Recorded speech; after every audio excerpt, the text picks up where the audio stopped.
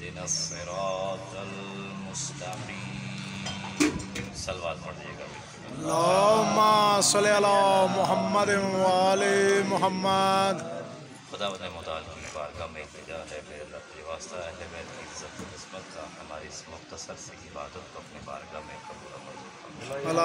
جتنے صاحبان یہاں پہ تشریف لے کر آئے ہیں میرے اللہ تجھے واسطہ اہل بیت کی عزت و عظمت کا جن حاجات کو دل میں لیے یہاں بیٹھے ہیں تمام حاجات کو اپنی بارگاہ میں مستجاب فرما. میرے اللہ جہاں جہاں جن جن مقامات پر سید الشہداء کی عزاداری قائم ہے ان تمام مقامات کی محافظت فرما. میرے اللہ واسطہ اہل بیت کی عزت و عظمت کا جو جس انداز میں ذکر اہل بیت علیہ السلام بارگاہ اہل بیت میں پیش کر رہا ہے میرے اللہ ان تمام کی محافظت فرما. جو ان مجالس کے اہتمام کے لیے اپنی خدمات انجام دے رہے ہیں مالی طور پہ جانی طور پہ جس طرح سے اپنی صلاحیتوں کا استعمال سید الشہداء کی ذکر کی بقات میں کر رہے ہیں میرے اللہ انہیں صحت و سلامتی عطا فرما. ہم سب کی توفیقات خیر میں اضافہ فرما. اگر خصوص دعائیں برائے صحت و سلامتی پیر سید ناظم حسین شاہ صاحب سید انتظار شاہ سید سلطین شاہ سید اسرار شاہ صاحب پروردگار ان سب کو صحت کاملہ و عاجلہ عطا فرما.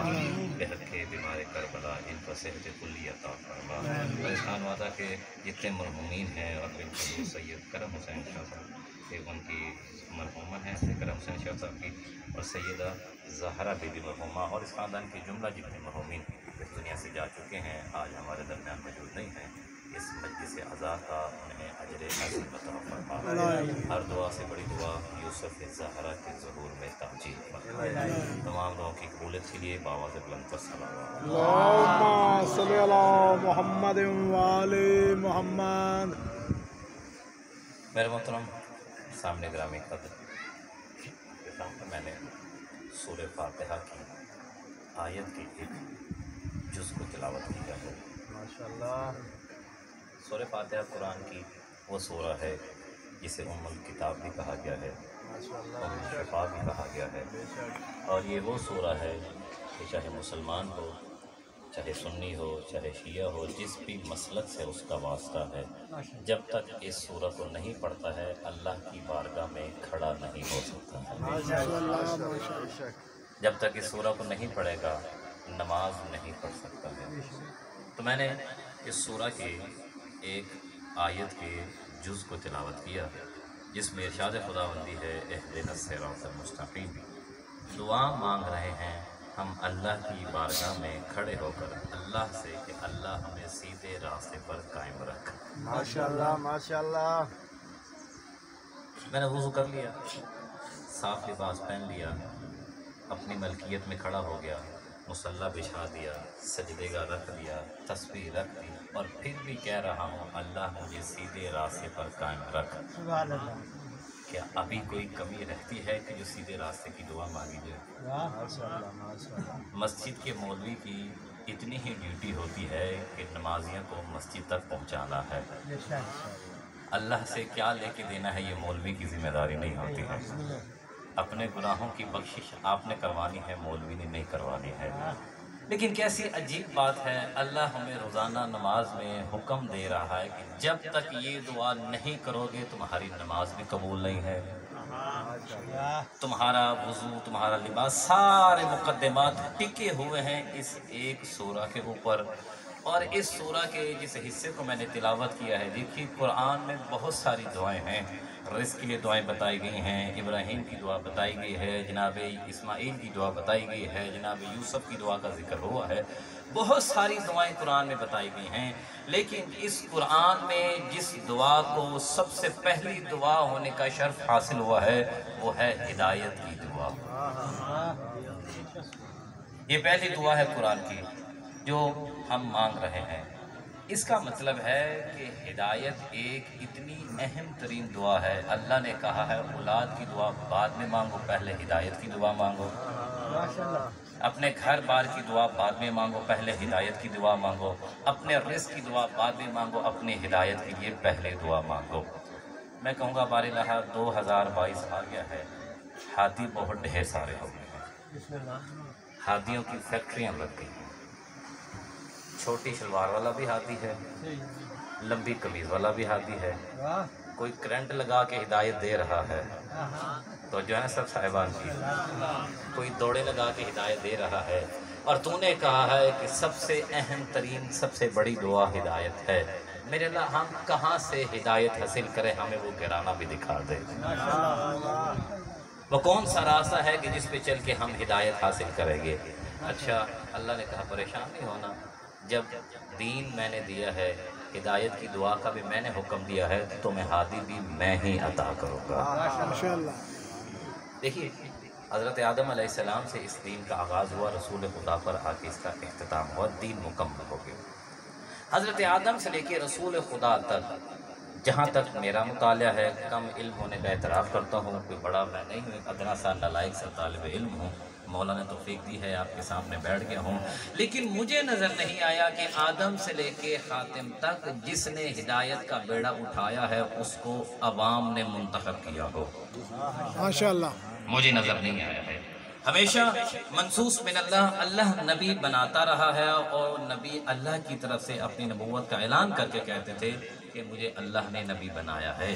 تو یعنی ہمیں سمجھ میں یہ آتا ہے کہ آدم سے لے کے دین کے مکمل کرنے تک اللہ نے ہادیوں کا سلسلہ اپنے اختیار میں رکھا ہے، اور جب اللہ دین پہنچانے کے لیے، دین لوگوں تک پہنچانے کے لیے ہادی اپنے گھر سے دے رہا ہے، تو پھر دین بچانے کے لیے بھی ہادی اللہ ہی کے گھر سے آئیں گے، ماشاءاللہ پھر کسی اختیار میں نہیں۔ اچھا باری اللہ، اب ہم جس موڑ پہ آ چکے ہیں، ہادی بہت زیادہ ہو گئے ہیں، ہادیوں کی فیکٹریاں لگ گئی ہیں، صبح ہادی کوئی نیا ہوتا ہے، شام کو ہادی نیا آ جایا کرتا ہے، اب ہم کس کے پاس جائیں؟ اس پہاڑی کے پیچھے ہادی اور ہے، اس کے پاس چلے جائیں، نیا ہادی آ جاتا ہے، اب کیا کریں، کس کے پاس جائیں؟ ہم نے کہا اللہ اب تیری بارگاہ میں حاضر ہیں، تو نے ہمیں کہا ہے دعا مانگو، اس کا نتیجہ کیا ہے؟ اللہ کیا پریشان نہ ہو، پہلی سورہ مکمل کی ہے، دوسری سورہ کو جیسے ہی شروع کیا فرمایا بسم اللہ الرحمن الرحیم، الف لام میم ذالک الکتاب لا ریب فیہ ھدی للمتقین۔ ماشاءاللہ جس قرآن میں نے کہا ہے تم نے ہدایت حاصل کرنی ہے، اس کے فوراً بعد کہا یہ وہ کتاب ہے جس میں شک نہیں ہے، کوئی عیب نہیں ہے، یہ برائیوں سے پاک ہے، یہ ہدایت دینے کے لیے آئی ہے، لیکن اس سے ہدایت وہی حاصل کرے گا جو متقی ہوگا، جو صاحب تقوی ہوگا۔ باراللہ ہم پہلے ہادی کے پیچھے مشکل سے پہنچے تھے، اب متقی کی ایک اور قید آ گئی ہے۔ اب کیسے پتہ چلے ہم متقی کیسے بنے؟ لوگوں کے پاس جائیں گے، وہ کہیں گے نماز شب پڑھو، روزے رکھو، حج کرو، زندگی میں ایسا کام نہ کرو جس سے معصیت ہو جائے، جبکہ اللہ کہہ رہا ہے کہ میرا بندہ ہے ہی خاکی، گناہ تو اس سے سرزد ہونا ہی ہے۔ باراللہ پھر کس طرح سے ہم تیری اس عبادت کو بھی انجام دے جو تو نے پہلی دعا دی ہے، ہم اس کے مصداق بھی بن جائیں اور متقی بھی بن جائیں۔ بس میرے ذہن میں حدیث آ گئی جب میں لکھ رہا تھا، تو ایک حدیث میرے ذہن میں رسول خدا فرماتے ہیں یا علی حبک تقوی، ماشاءاللہ اے علی تیری محبت کا نام تقوی ہے۔ یعنی ہمیں اتنا پتہ چل گیا کہ اگر متقین کی لسٹ میں شامل ہونا ہے تو پھر امام المتقین ہونا چاہیے۔ اب ایک چیز ہمارے سامنے آ گئی، اچھا ٹھیک ہو گیا، اب ہدایت لینے کے لیے ہم نے اس گھرانے کا انتخاب کیا، کیونکہ میرے سارے بھائی یہاں بیٹھے ہیں، سنی کی مجمع ہے، میری کوشش ہوتی ہے، کیونکہ دیکھیے ایک چیز کو میں اپنے ذہن پہ بڑی شدت کے ساتھ محسوس کرتا ہوں کہ جہاں پہ میں اتنا سفر کر کے آیا ہوں، آپ سارے بھی ایک سفر مسافرت کر کے یہاں تک پہنچے ہیں، اور آپ جب تک یہاں میرے سامنے بیٹھے ہیں آپ نے اپنے سارے کام ترک کر دیے ہیں، فقط مجھے سننے کے لیے، ذکر اہل بیت کے لیے۔ اب آپ جتنی دیر یہاں بیٹھے رہیں گے، قیامت والے دن آپ کی اس زندگی کا حساب بھی میرے ذمہ ہے۔ ماشاءاللہ آپ کام چھوڑ کے یہاں پہ آئے، میں نے آپ کو 1 گھنٹے میں کیا دیا، آدھے گھنٹے میں کیا دیا، تو لہٰذا میری کوشش ہوتی ہے کہ میں بھی پھر جب آپ نے اپنی زندگی کا قیمتی ترین وقت یہاں پہ صرف کیا ہے، کوئی ایسی شے آپ کو دے کے جاؤں جو آپ کی زندگی سے زیادہ قیمتی ہو، جو آپ کی زندگی میں سب سے زیادہ مہم ہو۔ تو لہٰذا اب پتہ چلا کہ امیر المومنین علیہ السلام علی بن ابی طالب علیہ السلام کے گھرانے میں ہمیں یہ نشانیاں نظر آنے لگی جو اللہ قرآن میں بتا رہا ہے۔ اب لوگ کہیں گے آپ شیعہ ہیں، آپ عقیدت میں آپ کی ہر تیر جو ہے اسی گھر پہ جا کے لگتی ہے، कहीं दाएं बाएं भी देख लें, इतने बड़े बड़े घराने वाले बैठे हैं, इतने बड़े बड़े सखी लोग बैठे हुए हैं, हमें किसी और जानिब भी देखना चाहिए। तो मैं बस तारीख को साथ लेके चलता जाऊँगा, पैगाम देता चला जाऊँगा। देखिए हज़रत आदम अलैहिस्सलाम से जब सिलसिले का आगाज़ हुआ और ये दीन आना शुरू हो गया, सबको समझ तो आ रही ना मेरी, क्योंकि आप मेरे साथ बोलते रहेंगे तो इंशाल्लाह मैं चलता रहूँगा। और मेरे उस्ताद मोहतरम फरमाते हैं अब तो बहुत तब्दील हो गया। पहले जब वक्त होता था तो जब रात का वक्त होता था तो दादा अबू, नाना अबू, नानी अम्मा बच्चों को साथ लेते थे और आहिस्ता आहिस्ता कहानी सुनाया करते थे। जब तक बच्चा आगे से हूँ हाँ करता रहता था, नाना को पता था अभी सोया नहीं है, अभी इसे मज़ीद सुनाना है। जब बच्चा सो जाता था वो भी समझते थे अब खामोशी का वक्त आ गया है। तो लिहाजा बोलते रहेंगे, मुझे एहसास होगा कि मेरा पैगाम पहुँच रहा है, मुहिम पैगाम पहुँचाना है आप तक। जनाब आदम अलैहिस्सलाम से जब अल्लाह ने इस दीन को पहुँचाने का सिलसिले का आगाज़ किया तो अल्लाह ने आदम की खिलकत के साथ ही इस घराने का तारुफ करवाना शुरू कर दिया था। ऐसा नहीं हुआ कि ये आए हैं तो अल्लाह ने इनका तारुफ करवाया है। किस आपके ज़हनों में है, मुझे तारीख बयान नहीं करनी है। जब जनाब आदम अलैहिस्सलाम को अल्लाह ने रूह फूंक दी उनके बदन में और मलाइका को हुक्म दिया कि आदम को सजदा करना है, तो एक ने इनकार कर दिया, बाकी सब ने हज़रत आदम की जानिब सजदा किया। तफसीर और हमारे भाइयों की किताब सनन इब्न माजा और सनन इब्न दाऊद, उसमें मैंने ये जुमले पढ़े हैं, उसमें लिखे हुए ये कलिमात, उसमें लिखा हुआ है कि अल्लाह ताला ने हज़रत आदम अलैहिस्सलाम की तरफ ही क्यों सजदा करवाया। सजदा खुदा को था, किबला जनाब आदम बने थे। उसमें इल्लत लिखते हैं कि क्यों अल्लाह ने हज़रत आदम अलैहिस्सलाम को किबला बनाया। खुदा तो हर जानिब है, किसी भी रुख में करवा देता, लेकिन वहाँ लिखा हुआ है अल्लाह ने आदम को किबला इसलिए बनाया, आदम की पेशानी में नूर मोहम्मद वाले मोहम्मद चमक रहा था। माशाअल्लाह। आदम की पेशानी में ये नूर चमक रहा था। जब ये नूर आदम की पेशानी में आया तो तब आदम काबिल ताज़ीम हुआ है, तब इस काबिल हुआ कि आदम की हैसियत को मनवाया जाए। आदम को सजदा करवा दिया, आदम की जानिब सजदा करवा दिया गया। उसके बाद क्या हुआ, फ़कत यहाँ पहले बैत का तारुफ हुआ नहीं, उसके बाद अब ऐलान हुआ कि अल्लाह ने दुनिया में पहले खलीफा का ऐलान करना है, खिलाफत का आगाज़ हो रहा है। ये कुरान की आयत है, आप जाके पढ़ लीजिएगा।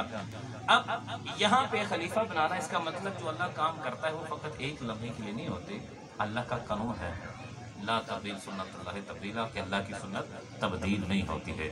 हज़रत आदम अलैहिस्सलाम के अल्लाह ने खिलाफत का ऐलान किया, फरिश्तों ने शोर डाल दिया, बारे रहा इसको तो बनाएगा खलीफा, ये दुनिया में जाके खून रेजी करेंगे, दुनिया में फसाद करेंगे, ये सारा कुछ करेंगे, जबकि हम तेरी तस्बीह करते हैं, हम तेरी तकदीस करते हैं, हम तेरी हम्द करते हैं। अच्छा मुझे एक बात बताइएगा, क्या फरिश्तों का एतराज़ सही नहीं था? आज आदम ने आदमियत के पास को छोड़ा है।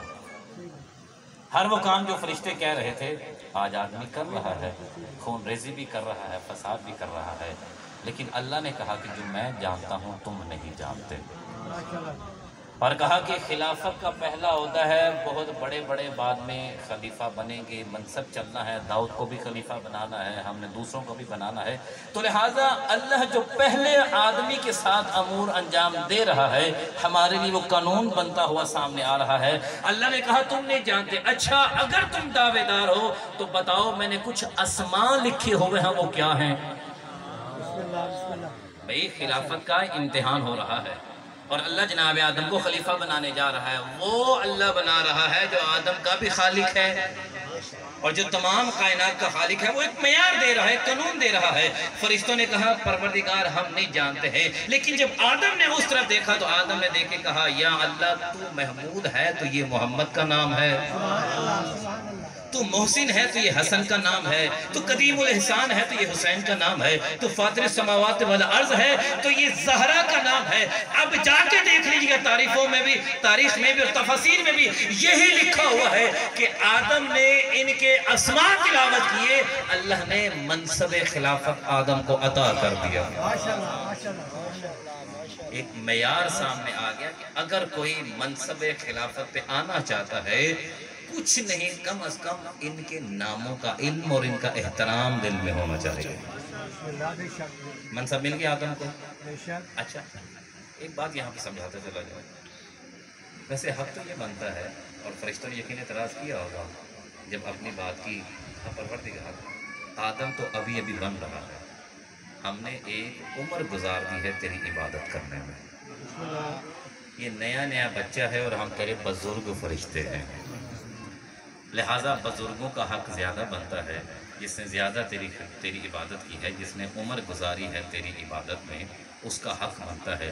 लेकिन अल्लाह ने आदम को खिलाफत दे के कह दिया कि बुजुर्गी का खिलाफत से ताल्लुक़ नहीं हुआ करता है।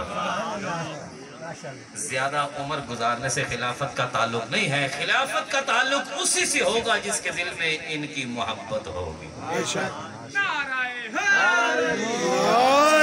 लिहाजा खिलाफत हज़रत आदम अलैहिस्सलाम को मिल गई, अल्लाह ने पहला खलीफा बना दिया और हमारे सामने कानून आ गया कि जो कोई भी हिदायत के मनसब पर फायज होना चाहता है, ज़रूरी है उसके लिए कि उसके दिल में कम अज़ कम अहले बैतों के अस्मा की इज़्ज़त व तहरीम होनी चाहिए। फरिश्ते ने वहाँ पे सजदा किया, एक ने वहाँ पे इनकार कर दिया। अच्छा, जब इसने इनकार कर दिया तो अल्लाह ने उसे अपनी बारगाह से निकाल दिया। मैं नताइज अर्ज़ करने, तारीख़ तो बच्चे भी जानते हैं, निकाल दिया और उसके बाद कहा कि ये शैतान तुम्हारा खुला दुश्मन है, इससे बच के रहना, कि तुम्हारी सारी ज़िंदगी की हुई नेकियां एक लम्हे में बर्बाद कर देगा। लकुम अदुव्वुम मुबीन, ये तुम्हारा खुला हुआ दुश्मन है। मैं कहूँगा बारे लहा, दुश्मन इतना बड़ा, समझ तो आ रही ना मेरे सबको, दुश्मन इतना बड़ा, तूने कहा खुला दुश्मन है, कोई हमें निशानी दे दे, कोई इसकी पिक्चर दे दे, हम पोस्ट बनाएं, फेसबुक पे शेयर करें, यूट्यूब चढ़ा दें, टेलीग्राम पे लगा दें, भाई ये बंदा है, इससे बच के रहना, ये नेकियां खा जाता है। डिजिटल दौर है, आसानी हो जाएगी, सोशल मीडिया पे चीज़ें वायरल हो जाएंगी और शैतानी काम तो वैसे बड़ी जल्दी वायरल हो जाते हैं। तो लिहाजा बारे लहा, जिसे तूने अपनी बारगाह से निकाल दिया है, अपनी बारगाह से रोन दिया है, किरदार एक है लेकिन कहा हर एक को है इससे बचना है। इसका मतलब ये इतना बड़ा दुश्मन है कि इससे ना दाढ़ी वाला बच सकता है, ना इससे कलीम शेख बच सकता है, ना इससे पीली पगड़ी वाला बच सकता है, ना इससे हरी वाला बच सकता है, अमामे वाले भी उसके चक्कर में आ सकते हैं। तो बारी लहा जो इतना बड़ा दुश्मन है, हमें उसकी कोई तस्वीर, कोई तरीका, कोई इसका तरीका वारदात बता दे, कहा ये दुश्मन इतना बड़ा है कि तुम्हारे अमालों के अंदर भी दाखिल हो जाता है।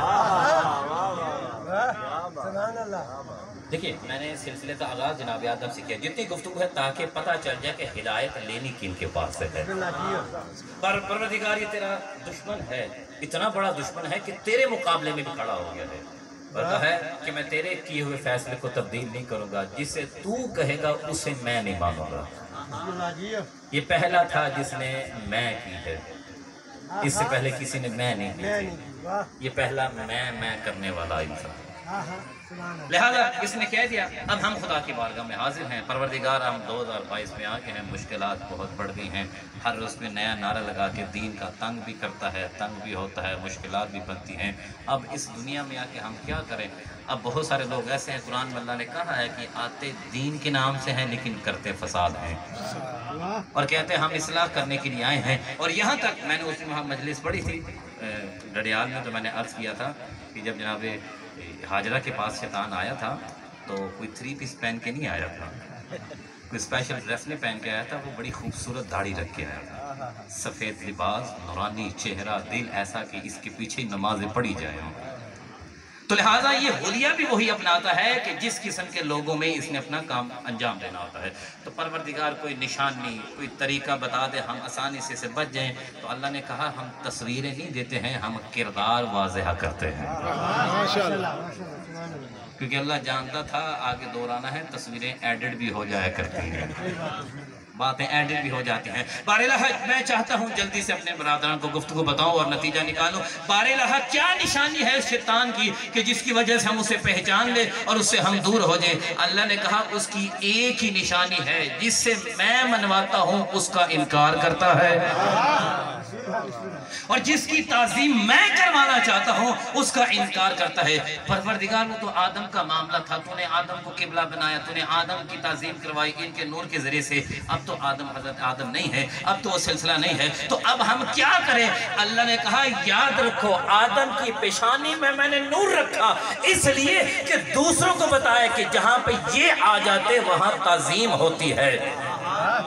तो اس کے بعد اب ہمارے پاس کیا فارمولہ ہے، اب ہم کیسے شیطان کو پہچانے؟ تو بھئی دیکھیے اللہ نے حضرت آدم علیہ السلام کو کعبے کی شبیہ بنایا تھا. بے توجہ رہے میرے جانب. آدم کو کعبہ نہیں، کعبے کی شبیہ اس کی طرف رخ کروایا تھا، اور جس نے انکار کیا تھا کس کا کیا تھا؟ کعبے کی شبیہ کا.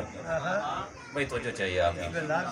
انہیں کعبے کی شبیہ کا انکار کیا تھا. یعنی ہمارے پاس آ گیا کہ جو کسی شبیہ کا انکار کرے، میں شاید زیادہ جلدی کا چلے آسانی کر دیتا ہوں تاکہ میرے بچے بھی سمجھ سکے. اب شیطان کو پہچاننا آسان نہیں ہے، کوئی مشکل کام نہیں ہے، بڑا آسان کام ہے. یہ مجلس اعزا ہو رہی ہے، انشاءاللہ اس کے بعد میرے دوسرے بھائی بھی پڑھیں گے. پڑھنے کے بعد دوسری مجالس میں زیارات بھی برآمد ہوتی ہیں. شیطان کو پہچاننا چاہتے ہیں نا میرے بچوں؟ فارمولہ دے کے جا رہا ہوں. اپنے گھر میں ایک چھوٹا سا لکڑی کا ڈنڈا لیجئے، اس کو پاک کیجئے، اس پہ کالا کپڑا جھاڑ دیجئے، اوپر ایک پنجہ لگا دیجئے، عباس کا نام لکھ دیجئے، اور لے کے جا کے چوک میں کھڑے ہو جائیے اور کہنا کہ عباس کے علم کی شبیہ ہے. جو دیکھ کے تعظیم سے جھکتا جائے سمجھنا رحمان کے ماننے والا ہے، جس کا چہرہ جلتا جائے سمجھنا شیطان کا ماننے والا ہے. ماشاءاللہ. یا علی. یہ شبیہ فیصلہ کرے کون کس کا ماننے والا ہے، اور یہ فیصلہ پہلے دن سے ہوا، یہ آج کا فیصلہ نہیں ہے. تو لہذا اس نے شبیہ کا انکار کیا. حضرت آدم کی تعظیم نہیں کی. کیوں؟ اس میں محمد والے محمد کا نور چمک رہا تھا. پروردگار اب ہم آگے، اب دور آگے ہے، منطق کا، میڈیا کا دور ہے. عقلی دلائل مانگی جاتے ہیں، نقلی کی باتیں ختم ہو گئی ہیں. نقلی لکھنے والے کو کہتے ہیں، جو لکھی ہوئی روایت ہوتی ہے. چاہے نقلی بھی بہت ساری ہیں لیکن یہاں سے مراد نہیں ہے. اب وقت آ گیا ہر کوئی کہتا ہے کہ آغا صاحب ہمیں کوئی عقلی دلیل دیں. کتابوں میں تو بہت ساری ضعیف روایتیں بھی ہیں. اب ہر بندہ نہ ضعیف نہ احسن نہ متحسن کی طرف جا سکتا ہے. اب تو عقلی دلیل چاہیے. اچھا، عقلی دلیل میں نے اس دن مجلس میں عرض کی. پھر وہی جملہ تذکر میں بہت سارے لوگ ایسے جو نہیں تھے. جب جناب میسر میں تمار کو ابن زیاد نے بلایا تھا نا اور کہا تھا کہ علی کی محبت کو چھوڑ دو، وہاں میسم نے عقلی دلیل دی تھی. ابن زیاد نے کہا تیری میں جان بخش دیتا ہوں تو علی کی محبت دل سے نکال دے. جو منطق کی دلیل میسم نے وہاں دی تھی، آج کل سارے منطقی حیران بیٹھے ہیں. وہ جن کی کلمہ علی کی عداوت میں چلتی تھی ان کے منہ ٹوٹ گئے ہیں، اس کا جواب نہیں دے سکے ہیں. دیکھیے میں ایک جملہ کہا کرتا ہوں کہ ہم بڑے خوش نصیب ہیں کہ تاریخ دشمن کے ہاتھ میں رہی ہے، فضائل ہمارے اماموں کے دشمنوں کے ہاتھ سے اب تک پہنچے ہیں. شیعہ تاریخ کوئی بھی نہیں ہے، بڑی ذمہ داری سے گفتگو کر رہا ہوں. ساری تاریخیں ہمارے پاس ہمارے مخالفین سے ہوتے ہوئے آئی ہیں، لیکن تاریخ میں مخالفین کے قلم بھی چلتے رہے ہیں، مورخ بکتے بھی رہے ہیں، بکتے بھی رہے ہیں. لیکن اس کے باوجود مجھے کسی تاریخ کے چھوٹے سے ورقے کے آخری حصے میں بھی لکھا ہوا نہیں نظر آئے کہ ہمارے کسی امام کا کردار دین کے خلاف رہا ہو. ماشاءاللہ.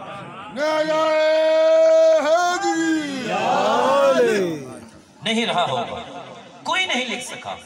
زندانوں میں قید رکھا ہے، گرفتاریاں کی ہیں، نظر بندیاں کی ہیں، لیکن یہ داغ ہمارے کسی امام کے اوپر نہیں لگ سکا. تو میسم نے ابن زیاد کے سامنے کھڑے ہو کے کہا تھا، ابن زیاد تو کہتا ہے اپنے دل سے علی کی محبت نکال دے.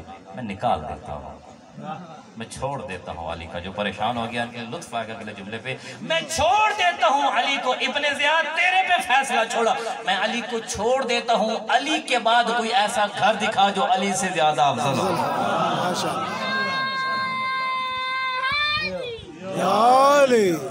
جو علی سے زیادہ برتری رکھتا ہو. کوئی ایسا گھر تو دکھا جس کی دہلیز پہ ستارہ اتر کے آتا ہو. کوئی ایسی دہلیز تو دکھا جس پہ مصطفیٰ انما کی تلاوت کرتا ہو. کوئی ایسی گھر تو دکھا.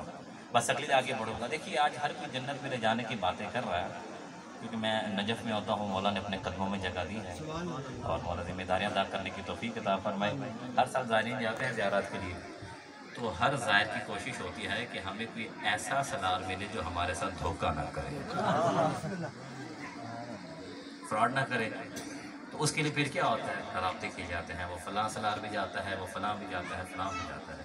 تو اب آپ کیا کرتے ہیں، اس کے آفس میں جاتے ہیں، آفس میں جا کے بات کرنے کے لیے، کیونکہ بہت سمجھدار لوگ ہوتے ہیں، انسان کی گفتگو سے اس کو پہچان لیتے ہیں. مثال کے طور پر کسی نے جانا تھا شاہ صاحب نے، تو یہ چلے گئے آفس میں ایک سالار کے پاس. उसने ऑफिस बनाया हुआ था, उसके जो सोफ़े थे वो भी फटे हुए थे, कलीन में भी 4 सुराख थे, और जिन कपों में चाय दी गई वो कप भी 2 कंपनियों के थे। और वो कहे सरकार मैं तो 3 लाख लैसा तो फिर लजा सा। तो आप कहेंगे जिसके कप एक जैसे नहीं है ये कहाँ लेके जाएगा, जिसका कलीन फटा हुआ है, सोफ़ों की पॉलिश नहीं हुई तो कैसे लेके जाएगा। वो लाख दलीलें दे, वीडियो दिखाता रहे साईं मैं उठी बदा हूँ, लेकिन आप यकीन नहीं करेंगे क्योंकि मैं यहाँ पे आया हूँ तो कुछ सराइकी भी बोलनी मुझे आ रही है, लिहाजा आप यकीन नहीं करेंगे। किसी और के ऑफिस में चले जाए, माशाल्लाह शीशे का दरवाज़ा हो, बेहतरीन कारपेट बिछा हो, जिस कप में चाय दें उस पे हुसैन का रोज़ा बना हुआ हो, ईरान का कलीन बिछा हो, पीछे करबला की तस्वीर लगी हो, सूटेड बूटेड हो, अच्छी चीज़ें नज़र आ रही हों, वो कहे सरकार मैं तो 3.5 लाख लूँगा। आप कहें हमें यकीन आ रहा है, क्यों? क्योंकि जहाँ मैंने जाना है वहाँ की चीज़ें मुझे यहाँ नज़र आ रही हैं। ईरान जाना है, ईरान का कलीन पड़ा है, करबला जाना है, वहाँ की तस्वीर लगी है, आपको यकीन आ जाएगा। यानी अक्ल कहते हैं कि इंसान की जो मंजिल होती है, अगर मंजिल के आसार उसे यहाँ मिलना शुरू हो जाए, इत्मीनान आना शुरू हो जाता है। मैं सारी दुनिया को चैलेंज करके, जितने मकातिब फ़िक्र के लोग हैं, वीडियो मेरे भाई बना रहे हैं, इंशाल्लाह ये पहुँचा देंगे हर भाई तक, जितने भी लोग हैं, मैं दावा कर रहा हूँ मिंबर की कसम खा के, हमें कोई ऐसा हाजी दिखा दो जो जन्नत की बातें कर रहा है, जन्नत के नज़ारे दिखा रहा है, जन्नत तस्वीरों में बना के दिखा रहा है, दीवारों पे जन्नत बना के लोगों को बम फोड़ने पे मजबूर कर रहा है, उनको भी चैलेंज कर रहा हूँ, मुझे बैठा दो, कोई दिखा दो ऐसा कोई हाजी हो जो जन्नत में लेके जाना चाहता हो और उसके घर में जन्नत की चीजें पड़ी हुई हो। कोई ऐसा हाथी दिखा दे, नहीं नजर आएगा। आओ मैं तुम्हें एक ऐसा घराना दिखाता हूँ कि जो जन्नत में लेके जाने के दावेदार भी है, फक्त दावा नहीं, वो हस्तियां हैं कि जिनके बच्चों का लिबास भी जन्नत से जमीन पर आता है।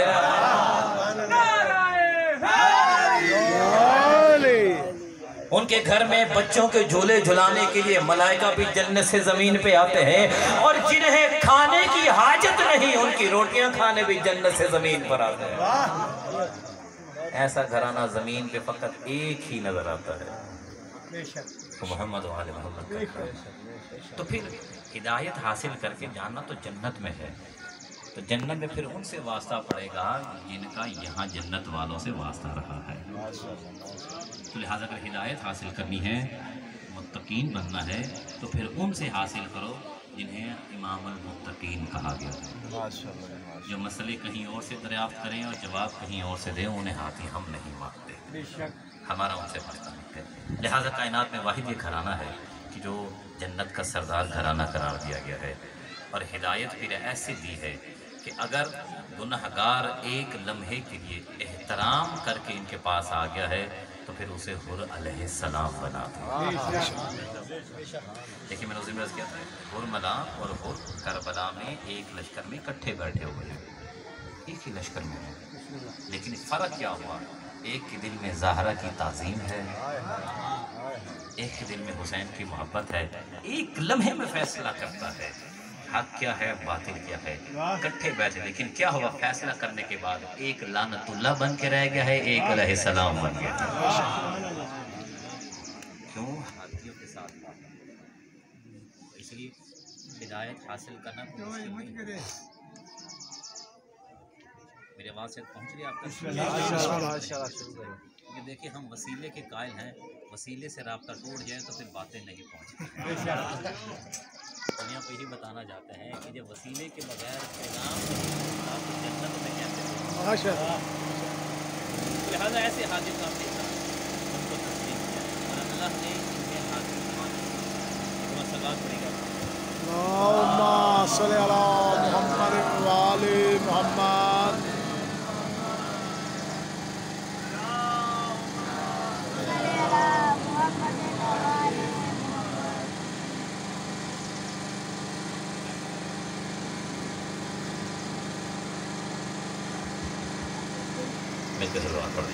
अल्लाहुम्मा सल्ली अला मुहम्मद व आले मुहम्मद। लेकिन याद रखिएगा, जितनी मंजिलें ज़्यादा होती हैं, जितने ओहदे अजीम होते हैं, जितने मनसब बड़े होते हैं, इम्तिहान भी उतने बड़े होते हैं। اگر اللہ نے انہیں جنت کا سردار بنایا ہے تو پھر انہوں نے اس سرداری کی دنیا میں بڑی قیمت ادا کی، صرف اسی خاطر کہ نانا کی امت جہنم میں نہ جائے۔ میں نے مقتل میں جملے پڑھے ہیں کہ جب آخری وقت آ گیا نا، شمر امام کے سینے پہ جب سوال ہوا ہے تو اس وقت بھی حسین کو فکر تھی کہ میرے نانا کا یہ افعال جہنم میں نہ چلا جائے، اتنی فکر تھی۔ لیکن یہ اس قدر اندھے بن چکے تھے، نہ انہیں بچوں پہ ترس آیا نہ انہیں مستورات پہ۔ میرا دل ہے آج ان دو بچوں کا ذکر کروں کہ جو حسین کے پاس سے گئے تو دونوں کٹھے تھے، لیکن جب قید میں پہنچے ہیں تو تنہا ہو گئے۔ جناب سید آپ سے راضی ہو، دنیا کا کوئی غم نہ دیکھیں۔ تاریخ میں لکھا ہے کہ یہ دو بچے، جن میں ایک کا نام محمد ایک کا نام ابراہیم ہے، جناب مسلم کو اتنا پیار تھا ان بچوں سے، امام حسین سے خصوصی طور پہ اجازت دی کہ مولا ان بچوں کے بغیر میرا گزارا نہیں ہوتا ہے، مجھے ان کی محبت بڑی عظیم ہے، میں انہیں ساتھ لے کے جانا چاہتا ہوں۔ ساتھ لے کے چلے ہیں، بڑی شفقت و محبت سے پہلے تھے محمد اور ابراہیم، لیکن جب لے کے گئے ہیں نا، بس میں سارا عرض نہیں کروں گا، واقعہ سنتے رہتے ہم نتائج عرض کرنے ہیں، کچھ درد کی تصویریں ہیں جو آپ کے سامنے پیش کرنی ہیں۔ رونا تو ہم نے امام حسین کے لیے ہے، لے کے چلے ہیں۔ تاریخ والے کہتے ہیں کہ جب جناب مسلم کو مسجد میں سے تنہائی کی شدت کا احساس ہوا، اپنے بچے لے کے آئے ہیں قاضی شرح کے دروازے پر، اور آ کے دروازے پہ دستک دی ہے۔ شریف کو یاد رکھنا، شریف انسان کا ایسے دروازے پہ سوال کرنا جہاں سے ملنے کی امید نہ ہو بڑا مشکل ہوتا ہے۔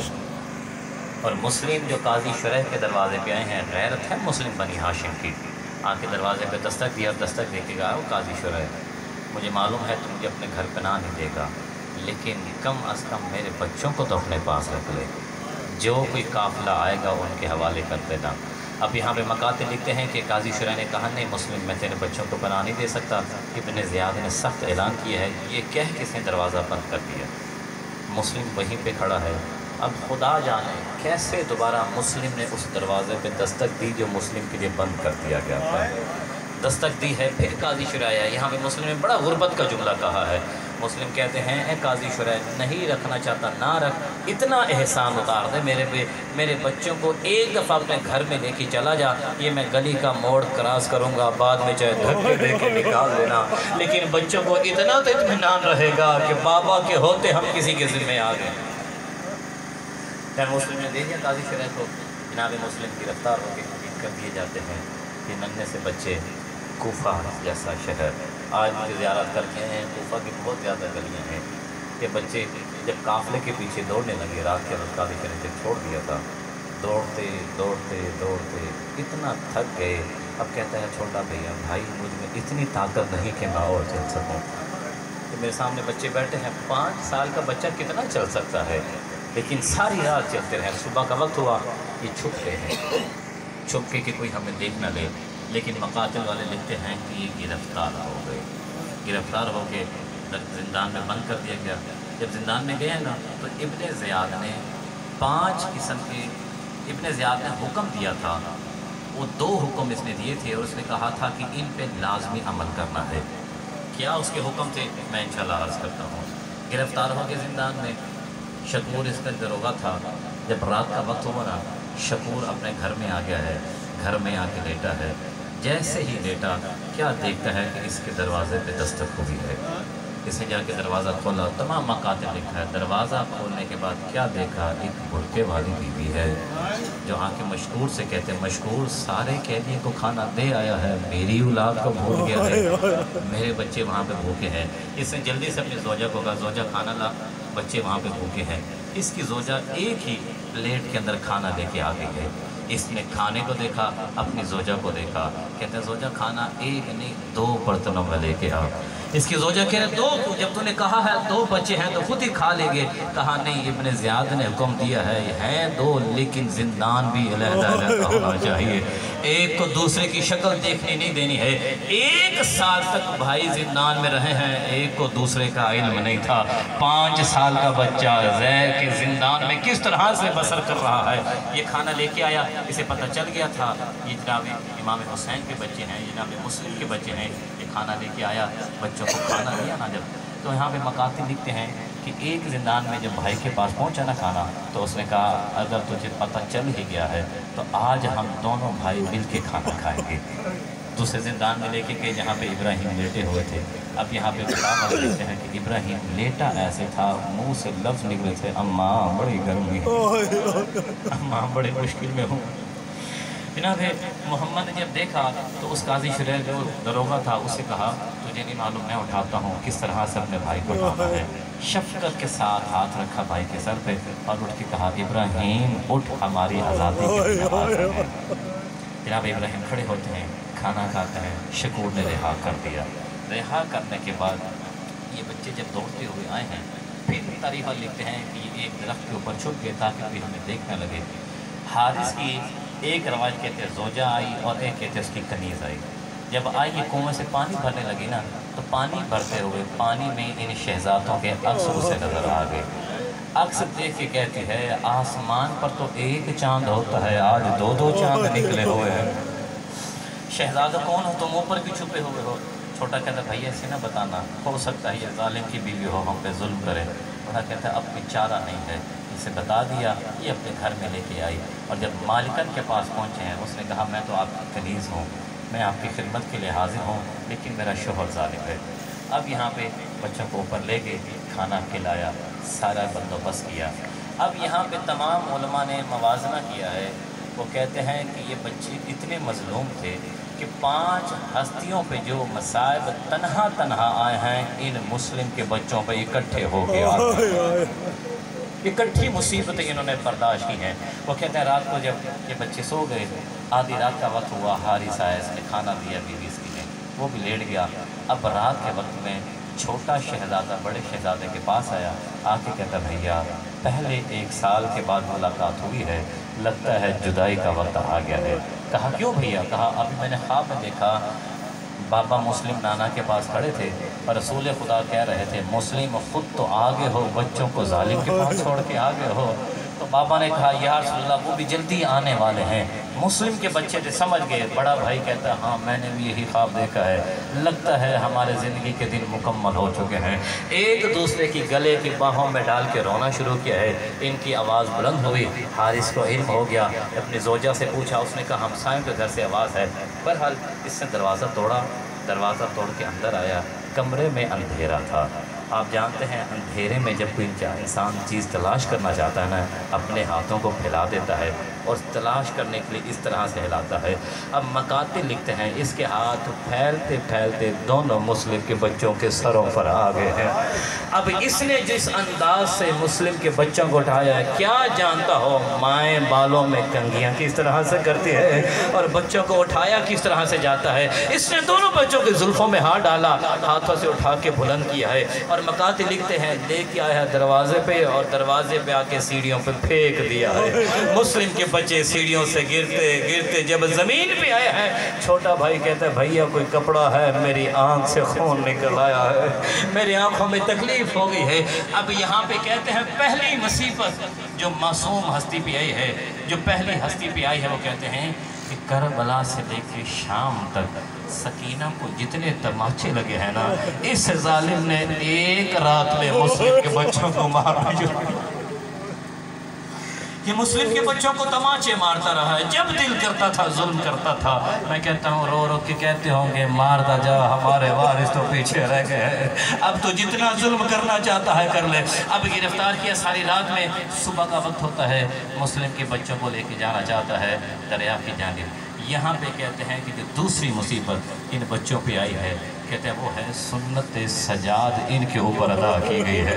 کہتے ہیں جب یہ لے کے جانے لگا نا خود یہ گھوڑے پہ سوار ہو گیا، بچوں کے ہاتھ رسیوں سے باندھے ہیں، یہ گھوڑا دوڑاتا جا رہا ہے، کبھی محمد زمین پہ گرتا ہے، کبھی ابراہیم گرتا ہے، اور دوسرے کو کہتے ہیں بھیا ہمیں تو دوڑنا بھی نہیں آتا ہے، بھیا میرے پاؤں زخمی ہو گئے ہیں۔ یہ لیتا ہوا چلا ہے، جب دریا کے کنارے پہنچا ہے نا، اب یہاں پہ اس نے کیا ظلم کیا ہے؟ اب بچوں نے نماز کے لیے کہا ہمیں نماز پڑھنی ہے، اس نے کہا تیمم کرو اور نماز پڑھو۔